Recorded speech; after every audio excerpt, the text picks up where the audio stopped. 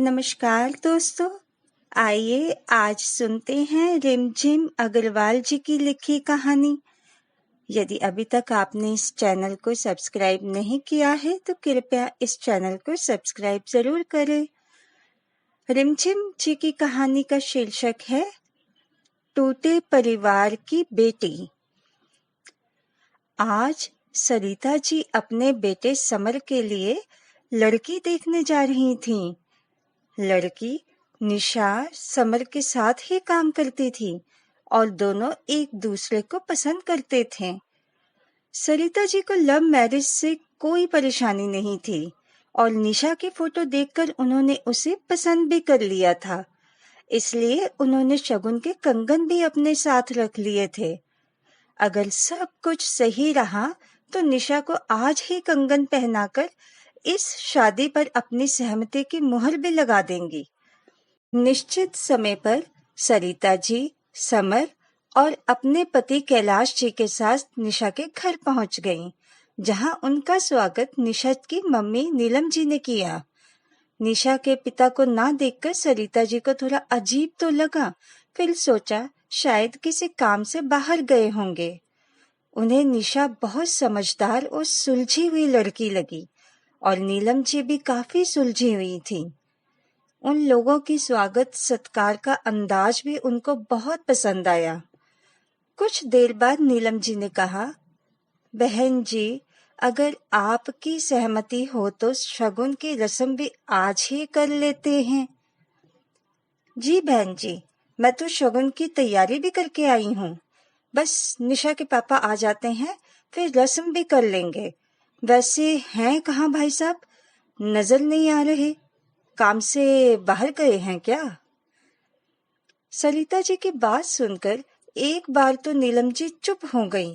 फिर उन्होंने कहा, निशा के पापा हमारे साथ नहीं रहते। मैंने उन्हें छोड़ दिया है। मैं ही निशा की मम्मी और पापा दोनों हूँ। मैंने निशा को बहुत अच्छे संस्कार दिए हैं। यह सुनते ही सरिता जी उठ खड़ी हुई और बोली, इसका मतलब निशा एक टूटे हुए परिवार से है। माफ कीजिएगा बहन जी, मैं एक ऐसी लड़की को अपनी बहू नहीं बना सकती जिसकी माँ ने अपने पति को छोड़ दिया हो। अरे जो लड़की खुद एक टूटे परिवार से आई हो, वो ससुराल को क्या जोड़ेगी? जिसने खुद कोई रिश्ता ना देखा हो, वो क्या रिश्ते निभाएगी? चलो समर, मुझे ये रिश्ता मंजूर नहीं। पर माँ, मुझे निशा के पापा के बारे में सब पता है। मैंने सोचा कि रिश्ता हो जाने पर आपको सब बता दूंगा।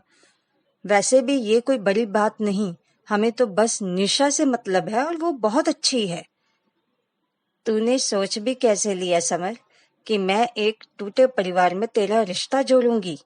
मुझे ये शादी मंजूर नहीं है। एक मिनट आंटी जी, आप कब से मुझे टूटे परिवार की लड़की कह रही हैं? पर क्या आपने एक बार भी ये जानने की कोशिश की कि मेरी माँ ने उस आदमी को क्यों छोड़ा? कोई भी औरत अपना परिवार नहीं तोड़ना चाहती। वो हर संभव कोशिश करती है उस रिश्ते को बचाने की, जो कि मेरी माँ ने भी किया। उस आदमी के हर जुल्म सहे, यहाँ तक कि उनकी मार भी खाए, पर उसने एक पराई औरत से शादी करके घर बसाने के लिए मेरी माँ और मुझे जान से मारने की कोशिश की, तो मेरी माँ बर्दाश्त नहीं कर पाई। अपनी आंखों के सामने अपनी बेटी को मरते कैसे देख सकती थी वो, और उन्होंने उस आदमी को छोड़ दिया। मेरी माँ ने मुझे रिश्ते जोड़ना सिखाया है, घर तोड़ना नहीं। लेकिन साथ ही साथ ये भी सिखाया है कि अगर कोई रिश्ता आपको तोड़ने लगे तो खुद टूटने से बेहतर है उस रिश्ते को तोड़ देना। माफ कीजिएगा आंटी जी, मैं ऐसे परिवार में शादी नहीं करना चाहती जहां मेरी माँ का अपमान हो।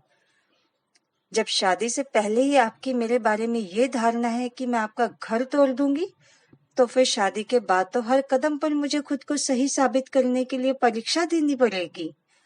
जरा सी भी बात होने पर मुझे टूटे परिवार से आई लड़की का ताना दिया जाएगा।